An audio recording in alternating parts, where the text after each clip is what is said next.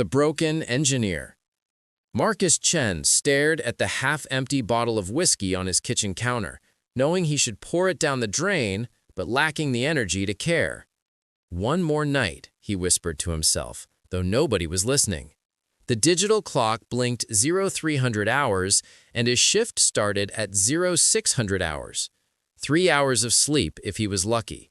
3 hours to forget that Elena wasn't lying beside him anymore. "Dad?" Sophia's small voice cut through his thoughts.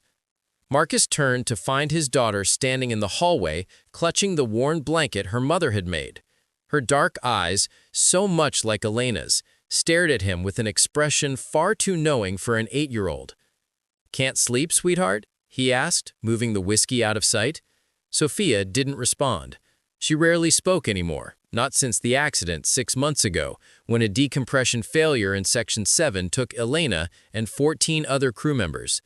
The station psychologist said it was selective mutism brought on by trauma. She'd talk again when she was ready. But Marcus wondered if she'd ever be ready. He knelt beside her and pulled her into a hug, feeling her tiny frame trembling against his chest. "I miss her too, Sophie," he said quietly, using Elena's nickname for her. "Every single day."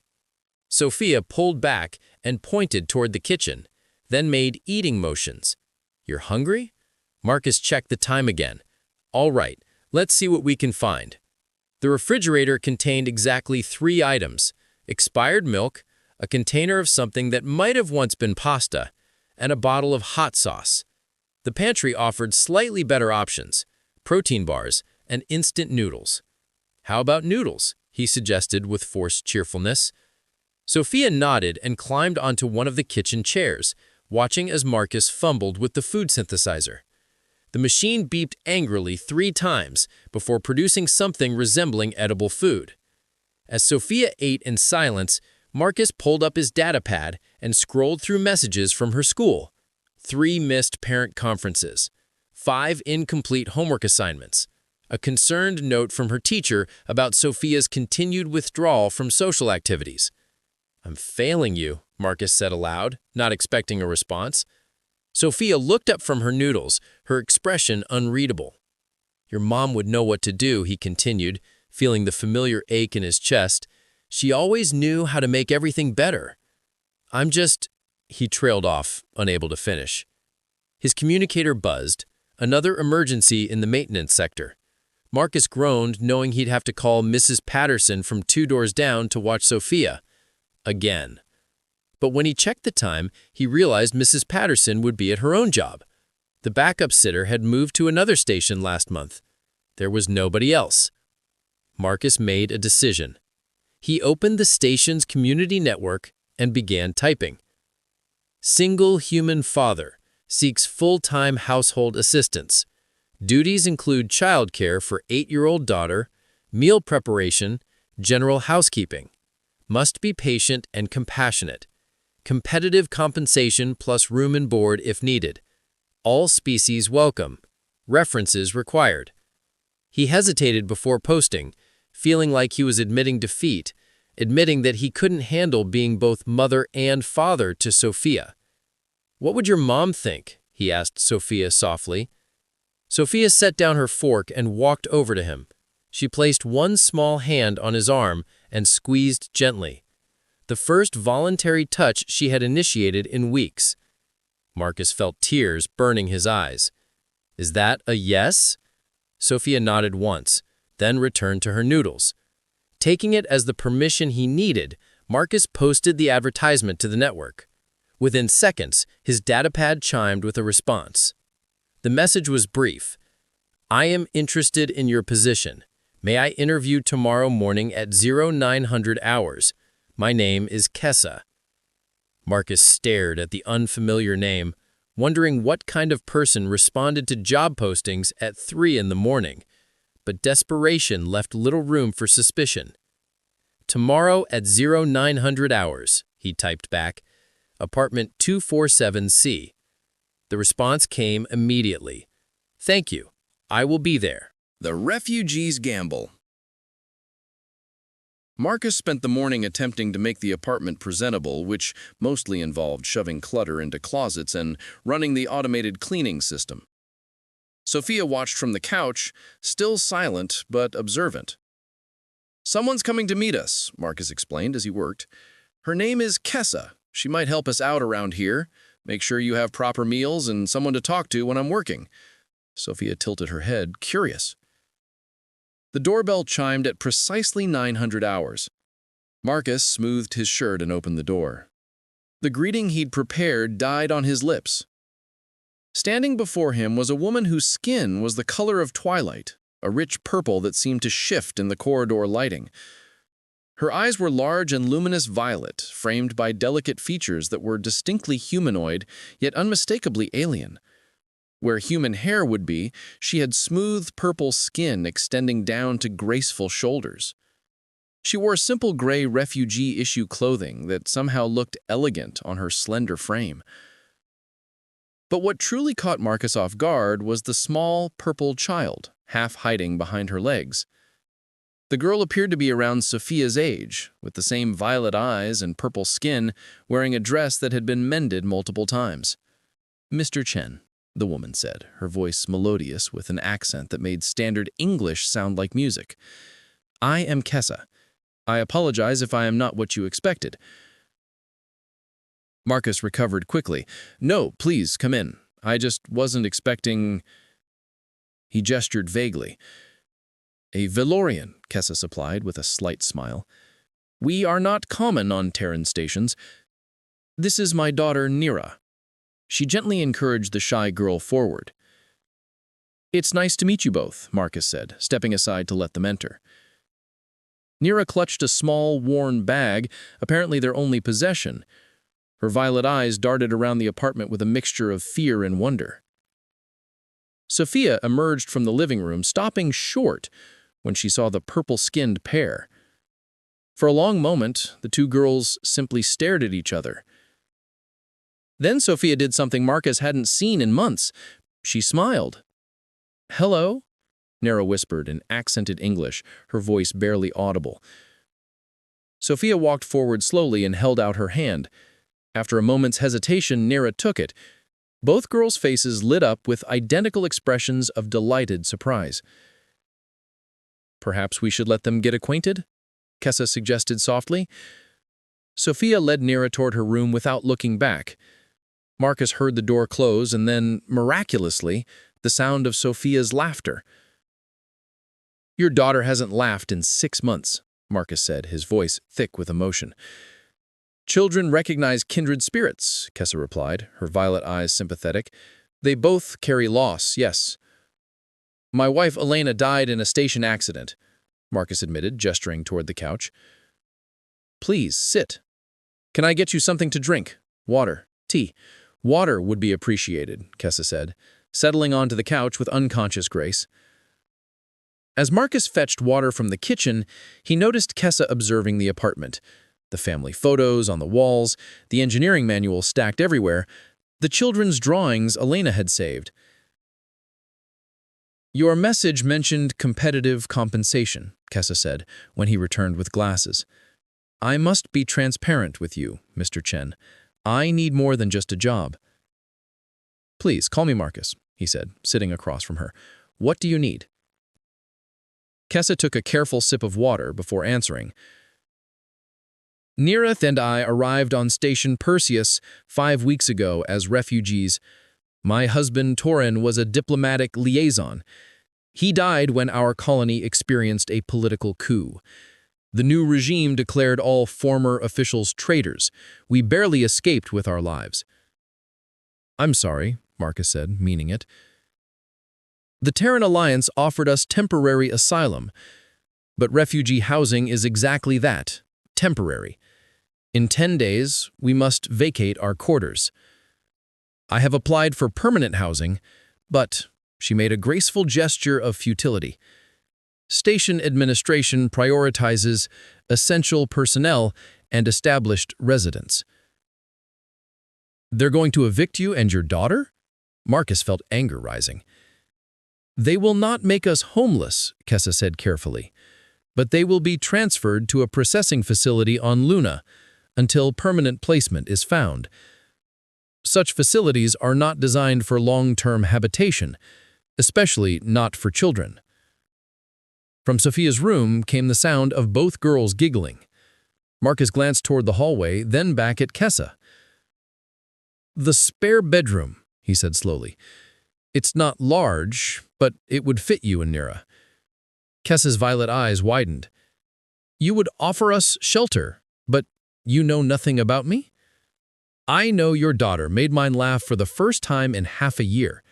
I know you showed up at exactly 900 hours despite probably having a dozen good reasons to be late. I know you're honest enough to tell me you need more than just a job." "In Valorian culture," Kessa said quietly, "unmarried adults sharing living quarters is considered—" She paused, searching for the right word. "Intimate. It suggests intentions beyond mere practicality." Marcus felt warmth creep up his neck. Human customs are different, more flexible. This would be strictly professional. You'd care for Sophia and maintain the household. Room and board would be part of your compensation. Kessa studied him with those luminous violet eyes. "You are either very kind or very naive, Marcus Chen." "Maybe both," he admitted. A crash came from Sophia's room, followed by sudden silence. Both adults stood immediately. Boundaries blur. They found Sophia looking guilty beside a toppled bookshelf, while Nira clutched the broken pieces of what appeared to be a small crystalline sculpture. Tears streamed down the purple girl's face as she stared at the fragments. "I'm sorry." Sophia's voice was small but clear, the first word she'd spoken aloud in months. "I was showing her my collection, and I bumped the shelf." Marcus felt his heart clench at hearing his daughter speak, but Kessa had already knelt beside Nira, murmuring softly in a language his translator didn't recognize. "It was her father's gift," Kessa explained quietly to Marcus, "the only thing she has from him." Marcus knelt beside the girls, carefully gathering the broken pieces. "I work with delicate equipment every day," he said gently to Nira. "I think I can fix this." Nira looked up at him with hopeful violet eyes, and Sophia squeezed her new friend's hand. "Really?" Sophia asked, her voice still tentative. "Really?" Marcus confirmed, meeting Kessa's gaze over the children's heads. Something passed between them. Understanding, shared pain, possibility. 3 days later, Kessa and Nira moved into the spare bedroom with their single bag of belongings. Marcus had cleared space in the closet and added a second sleeping mat. It wasn't much, but Kessa had thanked him with such genuine gratitude that he had felt embarrassed. The apartment transformed almost immediately. Kessa had a gift for creating order from chaos, and somehow she managed it while making everything feel warmer rather than sterile. She cooked meals that filled the space with incredible aromas, fusion dishes that blended Valorian spices with human ingredients. Sophia actually sat at the table without being asked, and Nira slowly came out of her shell. But it was the late evenings that became Marcus's favorite time. After the girls went to bed, he and Kessa would sit in the living room talking over tea. She told him about Valoria, a planet of purple skies and silver forests, of music that could reshape matter and art that lived and breathed. He told her about Earth, about growing up in Beijing, about meeting Elena at engineering school. "You loved her very much," Kessa observed one night, her violet eyes reflecting the soft lighting. "I did," Marcus said. "But I think—" He hesitated. "I think she'd want me to be happy again, eventually." "My husband would say the same thing," Kessa replied softly. Torin believed love should expand, not diminish, that there was always room for more connection in a life. Their eyes met and held. Marcus felt something shift in his chest, a warmth that had nothing to do with the tea. "Kessa," he began, but she stood abruptly. "It is late. I should sleep." "Wait, did I say something wrong?" She turned back to him, and he was struck by how beautiful she looked in the dim light, how graceful and alien and yet somehow familiar. In Valorian culture, Kessa said carefully, there are signs that indicate growing attachment. Sharing evening meals, exchanging stories of lost loved ones, sitting in comfortable silence, she paused. These things suggest the beginning of courtship. Marcus's pulse quickened. And if they were signs, would that be, he took a step closer, unwelcome? Kessa's breathing changed, becoming slightly faster. I am your employee, Marcus, and a guest in your home. The power dynamic is complicated. Then forget the employment, Marcus said. You're not my employee, Kessa.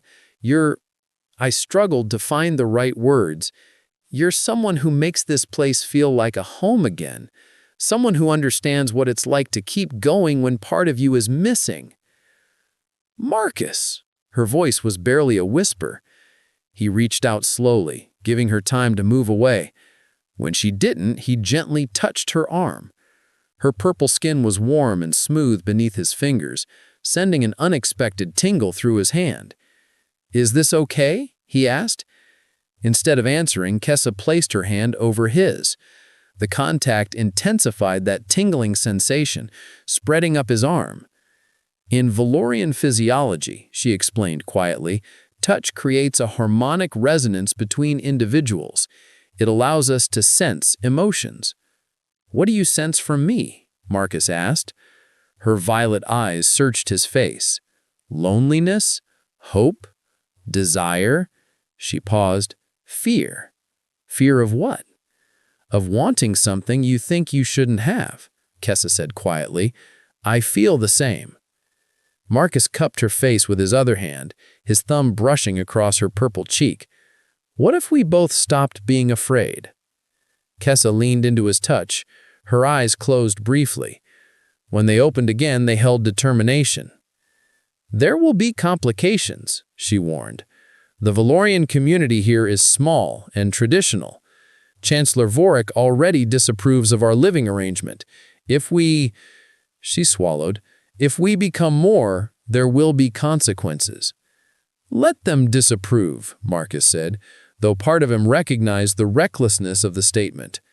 And Sophia, Nira, Kessa continued, we must think of them. They already act like sisters, Marcus pointed out. Maybe we're just catching up to what they already know. A smile curved Kessa's lips. You are very persuasive for an engineer. Is it working?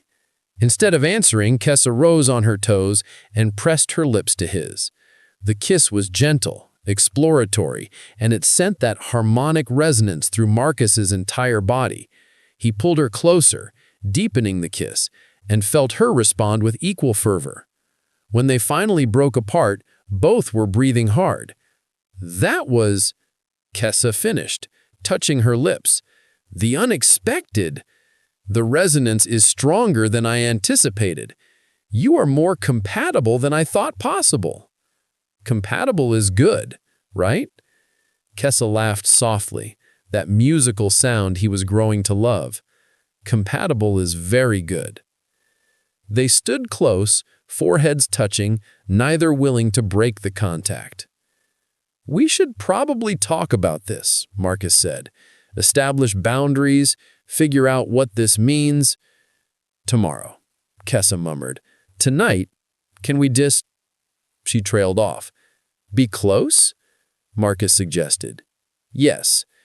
They moved to the couch and Kessa settled against his side with a naturalness that felt like coming home. Marcus wrapped his arm around her, marveling at how perfectly she fit there. Marcus, Kessa said after a long, comfortable silence. Yeah. I am glad you answered my advertisement. He pressed a kiss to the top of her head. So am I. Defending what matters. The next morning brought their first real test. Marcus was barely awake when his communicator buzzed with an urgent message from Sophia's school. Both girls involved in physical altercation. Your immediate presence required. He and Kessa rushed to the education sector, finding Sophia and Nira sitting outside the administrator's office. Sophia had a bruised knuckle, and Nira's eyes were red from crying. What happened? Marcus demanded, kneeling before them. Maven pushed Nira, Sophia said fiercely, her voice steady and strong. Called her a refugee rat, so I pushed him back. Then he said you were Kessa's servant and that humans were only good for manual labor. So I punched him. Pride and concern warred in Marcus's chest. You punched Chancellor Vorik's son? He deserved it, Sophia insisted. The office door opened, revealing Chancellor Vorik himself, a tall Valorian with elaborate ceremonial markings and cold violet eyes. Behind him stood the school administrator, looking deeply uncomfortable. Your human child assaulted my son, Vorik said without preamble, his accented voice dripping with disdain. After your son pushed my daughter and insulted our family, Kessa countered, stepping forward. Her voice carried an authority Marcus hadn't heard before. Family, Vorik's expression twisted with disgust. This arrangement is no family, Kessa. You dishonor Torin's memory by living as this human's domestic convenience. Marcus felt rage building, but Kessa placed a calming hand on his arm. That harmonic resonance steadied him. I am not yours to claim, Vorik, Kessa said coldly. My choices are mine alone. The Valorian Council will hear of this inappropriate situation. A widow of Torin's standing should not debase herself. That's enough, Marcus interrupted, moving to stand beside Kessa. Your problem is with me, not her. Vorik's eyes narrowed. You have corrupted her with human ideas of casual partnership. Among our people, she would be treated with the respect she deserves. Respect? Kessa laughed bitterly. You mean controlled. You have wanted to claim me since we arrived, not out of honor, but possession. The administrator cleared his throat nervously. Perhaps we should focus on the children. Both girls will need to apologize tomorrow for the disruption. Understood, Marcus said tersely. Vorik blared at them. This is not finished, Kessa. The council will decide your future. After he left with Maven, Marcus turned to Kessa. What did he mean about the council? Kessa's expression was troubled. Traditional Valorian law states that widows of high-ranking officials must seek council approval for new partnerships, especially with other species. Vorik leads the council here. He can't force you into anything, Marcus said firmly. No, Kessa agreed, but he can make our lives difficult, deny us permanent residency status, pressure the station administration. That evening, after the girls were asleep, Marcus found Kessa on the small balcony overlooking the station's interior. She stared at the artificial stars projected on the dome ceiling. Tell me honestly, Marcus said quietly, joining her, is being with me worth all this trouble? Kessa turned to him, her violet eyes fierce. Do you know what I felt when I first touched you? That harmonic resonance we Valorians experience? What? Hope, she said simply.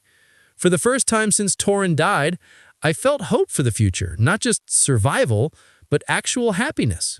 You and Sophia gave us that. Marcus pulled her close, kissing him with all the emotion he couldn't put into words. She responded passionately, her body pressing against his. When they broke apart, both breathless, Kessa smiled. Whatever Vorik threatens, we face it together. Together, Marcus agreed, sealing it with another kiss. Inside, neither noticed Sophia and Nara peeking around the corner, grinning at each other. Told you they liked each other, Sophia whispered. Do you think they'll get married? Nara asked hopefully. Maybe. Would that make us real sisters? We are already real sisters, Nara declared, hugging her friend. Yeah, Sophia agreed. We are. A new constellation. 3 weeks later, Marcus stood before the station council making his case. With all due respect, council members, he said firmly, Kessa's residency status should be based on her own merits, not on whether some traditionalist approves of her personal choices. Chancellor Vorik rose from his seat. This human seeks to undermine our cultural values. I seek to live my life freely, Kessa interrupted, standing beside Marcus. As Terran Alliance law allows, my late husband believed in progress, in building bridges between species. He would support my choice. The Human Council Chair, Administrator Walsh, studied them thoughtfully. The law is clear. Refugees who secure employment and housing can apply for permanent residency. Miss Kessa qualifies on both counts. Her living arrangement is inappropriate, Vorik protested. By whose standards? Walsh countered. Not by station law. The residency is approved. Vorik's expression darkened, but he sat down in defeat. Outside the chamber, Marcus pulled Kessa into his arms. We did it! We did, she laughed, kissing him deeply. We actually did! That night, after celebrating with the girls, Marcus found himself alone with Kessa in the living room. The apartment was quiet, peaceful. I have something for you, Marcus said, producing a small box. Kessa opened it to find Nera's crystal sculpture, perfectly restored. Marcus, it's beautiful. There's something else, he said nervously. Look at the base. She turned it over and gasped. Embedded in the base was a small ring, simple metal engraved with both English and Valorian symbols. I know it's fast, Marcus said quickly, and maybe crazy, but these past weeks with you have been... I don't want to imagine my life without you in it, without Nera. We're already a family in every way that matters, so I'm asking. Took a breath. Will you marry me? Kessa's violet eyes filled with tears. Yes, she whispered. Yes, Marcus, yes. He slipped the ring onto her finger and kissed her. The harmonic resonance between them intensified, spreading warmth through both of their bodies. Shall we tell the girls? Kessa asked when they broke apart. I think they already know, Marcus laughed. Sure enough, when they entered Sophia's room to share the news, both girls were wide awake and grinning. Finally! Sophia exclaimed, hugging them both. Does this mean we are sisters officially now? Nera asked excitedly.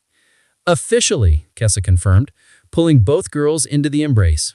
6 months later, Marcus stood on the station's observation deck, watching Kessa walk toward him in a gown of blended Valorian and human traditions, purple silk with white earth flowers. Sophia and Nera walked ahead as flower girls, giggling together. The ceremony combined both cultures, ending with Marcus and Kessa pressing their palms together for the Valorian bonding ritual, the harmonic resonance visible to everyone as a soft purple glow. I love you, Marcus whispered. And I love you, Kessa replied, kissing him as their family and friends applauded.